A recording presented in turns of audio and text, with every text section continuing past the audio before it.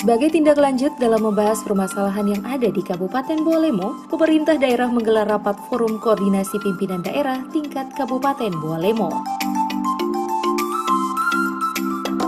Kegiatan yang dilaksanakan di ruang Fitcon kantor Bupati Bawalemo ini dipimpin langsung oleh Wakil Bupati Bawalemo Insinyur Haji Anas Yusuf MSI, serta dihadiri oleh Ketua DPRD Kabupaten Bawalemo, karyawan Eka Putra Noho MSI, Kapolres Bawalemo AKBP Ahmad Pardomuan SIK, serta perwakilan Kodim 113 Pohuwato, Kejaksaan serta Pengadilan Negeri Bawalemo.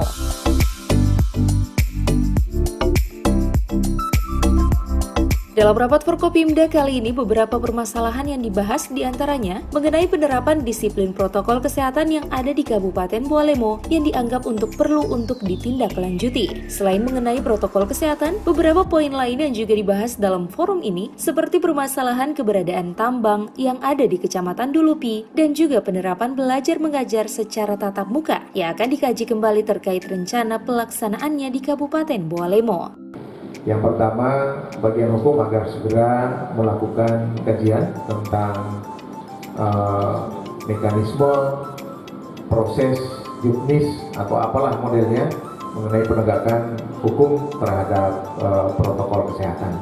Itu yang paling utama pada hari ini. Sehingga nanti akan menjawab pertanyaan-pertanyaan termasuk penyampaian Pak Kapolres tadi, dan Ramil, Pak dari Dandim, Kejaksaan, maupun Pak Ketua. Ini inti daripada pertemuan hari ini.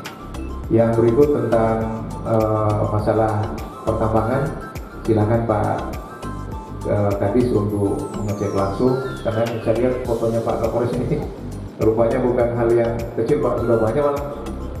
Tadi saya tengok boleh perlihatkan, wah ini saya kira hanya 1-2 tenda, itu ternyata sepanjang jalan ya. Ini berarti sudah bukan lagi persoalan sepele Pak, tapi sudah hal yang harus segera ditangani secara serius. Untuk Kasat Satpol selalu berkomunikasi dan koordinasi Pak dengan pihak Polres dalam hal penegakan aturan, termasuk PPNS itu mekanismenya bagaimana memanfaatkan masalah yang sederhana tadi. Yang terakhir mengenai keramaian dan pesta yang disentil oleh Pak Ketua DPR, saya kira ini perlu formulasi dan penyedaran bahwa desa itu bukan pemberi izin tetapi pemberi rekomendasi. Paling utama adalah bagaimana di dalam setiap aktivitas selalu mengedepankan memakai 3-4 M tadi. Memakai masker, menjaga jarak, mencuci tangan, dan menghindari kerumunan. 4 M itu menjadi kunci daripada pemutusan COVID. Dan terakhir tadi Pak Kapolres membisiki saya untuk proses belajar mengajar tatap muka ini bisa saja karena memang ketentuan 4 Menteri, kesepakatan 4 Menteri itu ada 3 Pak.